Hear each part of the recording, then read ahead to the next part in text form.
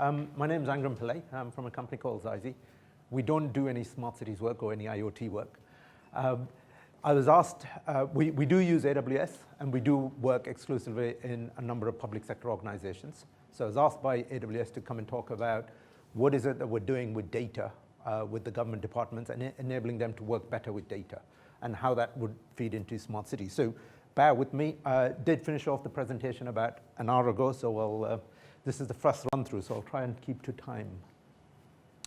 So we're an SME. We're based in Hammersmith. We've got about 65 people. We do a lot of stuff on G-Cloud. With the government digital service coming in and the push to work with SMEs, open source, and cloud tech, we ticked all the boxes. So we do a lot of stuff with AWS in the cloud with a lot of central government departments and a couple of local government departments, including Bristol. We essentially build data platforms. So we started off in the document management space, helping organizations manage documents. So we work with it's called, let me remember the name, it's now called the Department for Business, Energy and Industrial Strategy. We manage their document repository for them. It's 25 terabytes, runs on a private cloud instance. So that's the type of stuff we do, and we help them make use of their data. These are the various government organizations we work with, so I'll just quickly give you a flavor of what central government departments and local government departments are doing and how that kind of feeds into the smart cities agenda. So Ministry of Justice is an organization we're working with. They're actually going on to public cloud at the moment, so they're evaluating between AWS and Azure, but they're definitely going public cloud. They want to get rid of paper out of the courtrooms. So how police gather evidence, how that evidence is shared with the CPS and the defense, how that evidence is presented in court. So if you get caught for shoplifting and there's a CCTV footage, your lawyer will, the prosecution will turn up, they'll have iPads, they'll project it onto a TV and you get convicted. So they want to digitize the whole legal process. And part of that, obviously, there's a lot of digital evidence that they got to manage, and we're building that big bucket of, for that data platform to hold that evidence. We built estimating initially for about 5 petabytes. They can't, the only place they can put that kind of a data volume is on a public cloud infrastructure, so that's what they're doing. The Home Office is a big user of AWS, so at the moment they're putting all of their immigration platform onto AWS, so all the visa applications that anyone coming to the UK, all the information and the documents they submit, all of that goes into their immigration platform, and that runs off AWS. Bristol City Council, they're another big AWS user, so again, one of the simple use cases where they have their contractors going out and repairing council buildings, they upload before and after pictures, that goes into our data platform, and that's on our AWS. So those are different ways of the government departments using data platforms, managing data at scale. So in the public sector, we believe, and this is what government's doing, is that they're focusing on data. So they're all doing digital transformation programs, but they're focusing on how they better manage their data, because data is key for the next phase of public service reform. So what does that mean? So one of the recent acts is the Social Health and Social Care Reform Act, which basically gets NHS, got rid of the NHS trust, set up CCGs, and the only way you can provide healthcare now is for NHS and local authorities to collaborate and work together. The challenge with that is they don't have a mechanism of sharing sensitive patient data with each other, with the organizations. So one of the biggest challenges is around how do they practically share sensitive patient information. So there's the technology side of things, and how do you send secure data encrypted or securely, or remove personal identified information. But also then there's the cultural side. People are worried about sharing data and they prefer not to share. They don't want to take the risk in case they get prosecuted. So there's a lot of changes going through in terms of public sector, in terms of the reform that they're doing. And obviously within the smart cities side of things. The data, the key bit data is obviously you've got to get hold of that public data. So you've got the sensor data that you collect, which everyone talks about, but you're not going to be able to make policy decisions or to make policy decisions, you've got to combine it with other data sets that the government department owns, from private data set, but also citizen-generated data sets. So you've got to be able to aggregate these different data to be able to build a true data, a smart city solution offering. So it's not just sensor data, it's all the data that government owns. And that's where I think and I'll talk through the trends that we see from the other side in terms of what the wider public sector is doing to be able to manage data, all the other data that they collect. So the types of data you've got the sensor data, which everyone is familiar with, but government collects a lot of data. So local authorities, if you think about it, it collects births and deaths registers, marriage certificates, all of that information is personal data that they collect, but that they drive policy decisions with. You've got crowdsourced data, which they collect, but all of these data, and third-party data, commercial data as well, but they all have different licenses. Some of it, the government organization would own, it's their data, which they've collected with their sensor, but some of the data is third-party data that they buy in. So information about, for example, list of companies and financial information of companies, that'll be private data. And they'll all have different license restrictions and attached to it. So you need to understand when you're combining these data and providing services and publishing it and making that data available, what the commercial implications of that data is. There's different types of data and how the data is delivered as well. So with the sensor data, it's obviously real-time data and you streamed, but most government organizations are not equipped to share real-time data, so they will give you an overnight feed, a batch feed from different, so there's a nice poster outside about the different organizations that came together to build out that map of London with, and we know for a fact that the land registry is not able to provide a lot of that information, and because the local authorities provide the land registry with information, and depending on the local authority, they're at different stages of how they manage their data. And the other bit is reference data. So these are publicly available data that doesn't change that often, but it's pretty static that you need to integrate with if you're going to make policy decisions with. So this is all the central government departments are now publishing data registers, which are a single word version of the truth. So for example, when the government, GDS did an audit, they found that there was 8 different versions of country lists in the UK.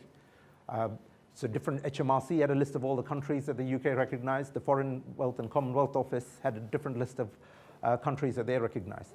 And GDS went in and said, hang on a minute, it doesn't make sense for everyone to maintain you need to maintain a single list. So that's an example of reference data system that they're publishing.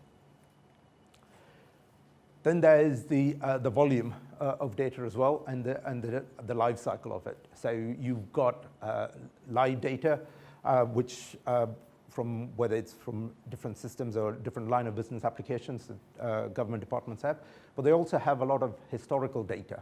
So as they go through these digital transformation programs, what we're finding is that all of their new applications don't have that legacy data. So they will archive their data off onto a third-party system or into file storage. But the new, shiny, brand new application will only have the data from when it went live. So it will be 6 months or 12 months in the past. So if you need to make policies and if you need to drive the smart cities, you need access to the historical data as well. So when you look at the landscape and the data storage requirements across the public sector, what we find is obviously that everyone's got varied infrastructure requirements. And so with the budget cuts, obviously they can't invest in having the infrastructure all set up for all the different use cases. They've got to be able to use the right infrastructure and scale out as and when they need it. So that's one of the initial trends we're seeing, and one of the reasons why public sector organizations are really looking at public cloud infrastructure. The other big challenge is obviously data quality. Even so, when they do have data, the quality varies from organization to organization, and it's again across the local authority landscape. When we engage with them, the quality of the data is varies. So some organizations, they've got a data warehouse, they've gone through the whole data management, so they've aggregated their data, they've cleaned it, they've got a nice shine data warehouse, and they can answer questions in minutes. Others are still paper-based. So if you ask them for information, they can't provide you with that data, or it'll take them days to collect it. Data could be sitting in multiple line of business applications, and getting at the data, they can get at it, but it requires a lot of deduplication. So it's a John Smith in one application and it's J Smith in another. The address is the same. Are they the same people? So getting at data is a challenge. And when you do get it, you've got to integrate those data and validate it. So there's a whole processing that needs to be done on the data when it's available. Right? And so leaving aside the technology, there's a great mature data management maturity model that's been published by the Carnegie Mellon Institute that talks about how organizations can, what are the processes and cultural things that they need to do to move to better managing their data and producing better quality data. There's the link. You can find the details. And organizations are now, again, this is mainly in central government departments. They've got chief data officers. So they understand data is key, and they're putting in place chief data officers who are driving this agenda of better data management. We haven't seen it in the local authority space yet, but mainly in central government. So the quality of the data that government departments hold, whether it's would hopefully improve, which should enable with some of the smarter city work that's going on. But obviously, one of the challenges with the data quality, once you've got your data, you've got to be able to process it. So there's a lot of data cleaning, processing capability, whether if it's real-time data and how do you clean it in real time, you need the infrastructure and the software to do it. If you get a batch feed that you need to then clean on an overnight basis, then you need a different side of infrastructure requirement for it.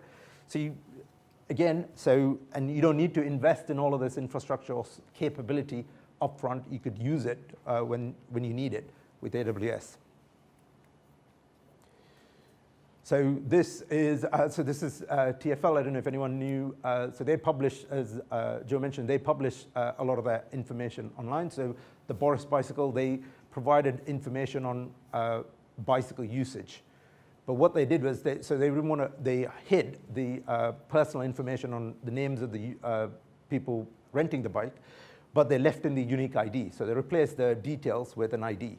But by correlating that ID and linking it to other data sets, you'll be able to work out quite easily where people live. So when government departments, when they do manage to publish data, they've got to be very careful on how that, how the personal information is shared and it's used.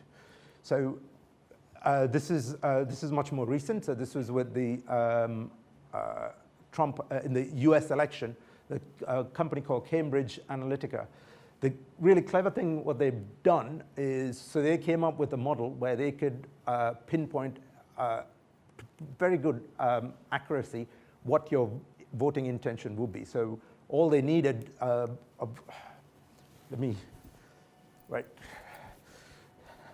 So what they did, and this is just to share, so what they did was they've got about, per individual, they've got about 4,000 to 5,000 data points on an individual. So they looked at people's social media posting, but they also bought consumer data about those individuals. So what car you drive, where you live, all this information is available, and if for money you can buy it.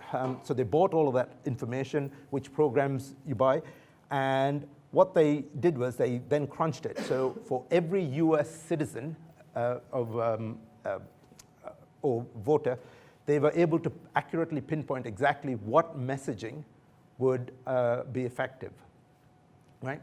Now, so what this shows is that, the more personal information you share, the more organizations are going to exploit that information. And as this gets more widely publicized, and people are not going to be very happy to share their personal information and who they share their personal information with.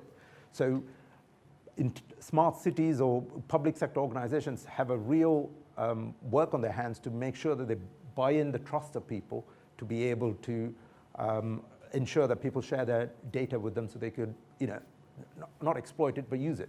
So there was a recent incident with the NHS. The NHS wanted to share information, health data with insurance companies. And there was a big hoo-ha, and they had to pull it down because they hadn't convinced people, and they hadn't done the, all the other privacy and all the, I guess, the cultural change to be able to get those buy-in from individuals. And this, when stories like this come up, it's going to be harder and harder for people to share their personal information. And the article has more detail. So they said if they can access someone's Facebook profile they had something like with 30 likes, they can pretty much tell you, say what kind of a person you are, better than a casual acquaintance. With 50 likes, they could say better than a close friend. With 70 likes, better than a family member. And with around 100 likes, if they can see your profile, they'll be able to tell you better than your partner. So, the accuracy and the data points they're collecting is just, well, it's pretty impressive, but, this will stir up a lot of privacy issues. So one of the big things that we're seeing in public sector, and this is about because a lot of government departments collect your personal information, the process they've got to go through. So there's all the non-technical side about getting the buy-in and having the privacy frameworks and all the data sharing agreements. But technically, there's a lot. There's data anonymization and the de-identification process. There's a lot you do to implement. And in fact, this is the best what we found in terms of the latest research on this space. It's published by NIST, which is US Department for Standard Technology. And so they provide the research and current best practices in terms of how you do de-identification. This uses, some of it is simple things like, for each field you can randomize it and anonymize it, X simple things, but it also uses machine learning to try and then go a next step further, so you won't be able to reverse engineer who those individuals are or that data is. So again, requires a lot of processing power if you're going to start publishing public sector data that's got personal information, because you're going to have to go through a bit of process to be able to share it. So yeah, so secondary use of data, which is quite a big topic. So most of these government departments, they collect that data for primary use to provide a service. But if you can anonymize it, the secondary uses are immense and obviously useful for smart cities. But getting the privacy right, because otherwise the consumer is not going to share their data with you, or they're going to, cause a big hoo-ha, and organization like the NHS won't be able to share their data. Once they get to the sharing, there's different, there's different ways of sharing your data and how government organizations are publishing it out. There's obviously the easy way. Here's my Excel spreadsheet or my CSV file, download it, go for it. You can query for individual records, there's API mechanisms if they're sophisticated enough. Or they, more and more what we're seeing is being able to push, if you have, like the TfL, if they have rapidly changing data that goes stale within 30 seconds, like for example, bus arrival times, you've got to be able to push it out pretty fast to third party or anyone consuming it. So you need to be able to push data out. So these are the different technical requirements. Again, depends on the type of data, what the use is. You need to be able to share this data. And so again, like Home Office, MOJ, and DW. In fact, Home Office, DW, and Home Office, they all have a requirement to share data with each other because they provide services where they have to share data with each other. And they're trying, these are the, depending on the type of data. So for example, a use case where with DWP and MOJ is that if you've not paid your child maintenance allowance or the monies, MOJ, DWP will obviously liaise with MOJ to prosecute you, and they need to share that kind of data effectively. And they're using different, again, depending on the use case, they're providing different ways of doing it, but you need to have the infrastructure to be able to do it based on what's right for you. Chris already mentioned, and obviously there's analytics. There's different use cases and requirements for analytics.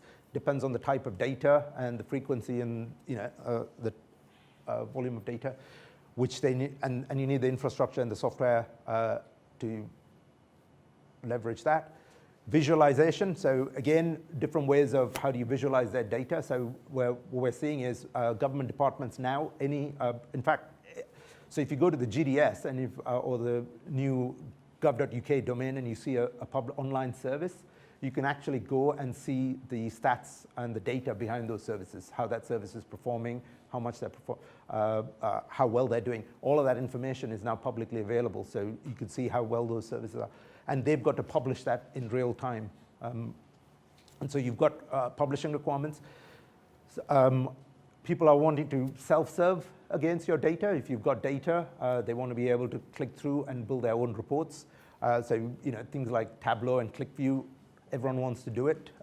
So you need to be able to have the backing infrastructure to be able to, if you aggregate all your different data sets and you make that available, you need to, and your end users are all clicking away, you need to have the backing infrastructure to be able to scale it. And more recently, it's on the people want to use collaborative. So this is the next evolution where people want to collaboratively work on building reports and analyzing and producing reports. So an example, the story, I was at one of the BEIS, Department for Business, Energy and Industrial Strategy events, and so they're a policy-making department. So they get all the economy data from the UK and they make policy. So what they used to work is the minister will come in and he goes, this is the policy. They'll write up the policy. They'll leave the blanks, spaces where they have to fill in the data, and then they send it over to the statistics department, who then fill in the data bits to justify the policy. That's how they used to work.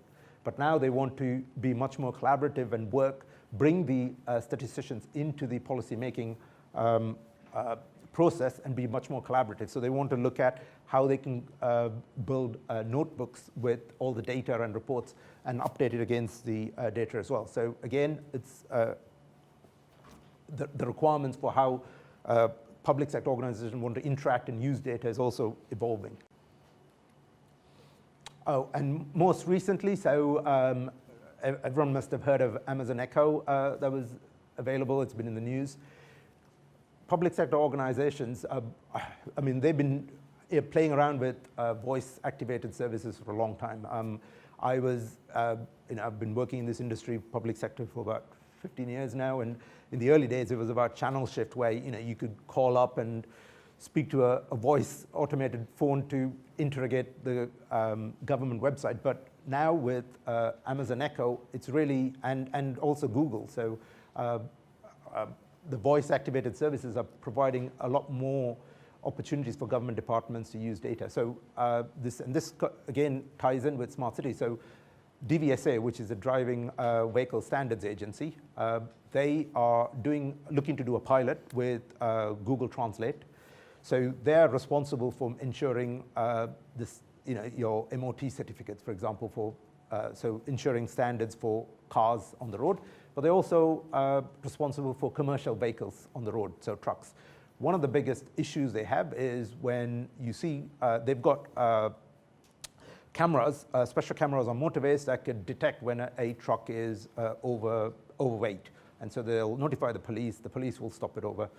One of the issues they have is obviously with a lot of truck drivers coming over from Europe is communication is a big issue for them when the police do stop over. So they are piloting, rolling out Wi-Fi along the highway to be able to, for the police officer to use Google Voice to translate real time with the commercial vehicle drivers when they pull them over, right? So that's a government department using real-time voice activated. And for that, to be able to do that, they've got to roll out the Wi-Fi infrastructure along the motorway to be able to call these services.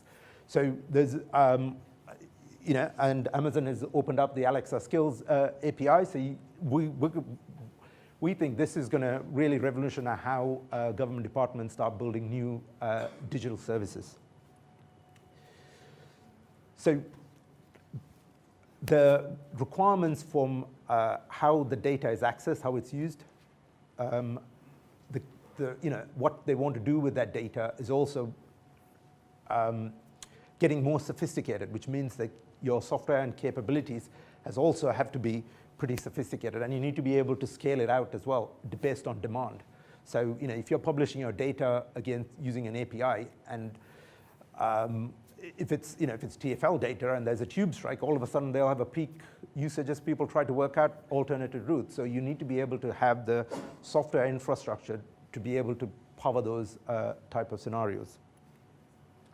So last slide. I hope it made sense. So what I wanted to summarize and say, for smart cities, it's not just sensor data.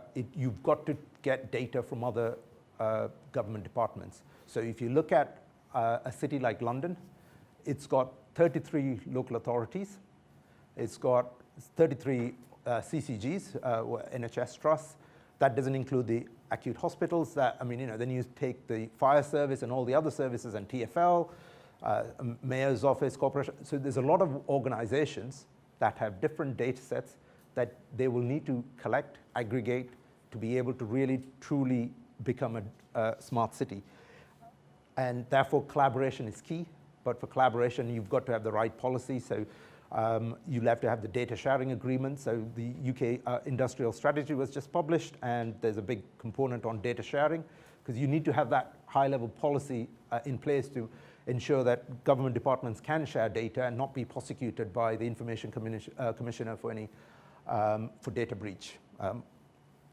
I don't know what GPDR, when it comes in, the General Data Protection Regulation comes in, what impact it'll have, but that's a different chat for a talk for a different topic. The data platform, in terms of how this data is being used within these programs, obviously needs to be sophisticated, and you need to have a pretty sophisticated, capable platform based on the data and the usage. And obviously, the underlying infrastructure is going to be key. So it's got to be scalable. It's got to be agile. So you need to be able to, you can't make the investment. So big investment buying infrastructure up front. You need to be able to start small, build a proof of concept. If it works, iterate, build out, scale out, and you need to innovate. And if it doesn't work out, shut it down. So you need to have that scalable infrastructure. So these are the reasons, I think, these are the reasons why all the central government departments and local government are now moving to AWS and Azure, the public cloud infrastructure. But we think AWS is better positioned because of all the additional services around to be able to truly build a data platform that covers all the different use cases that I've just mentioned.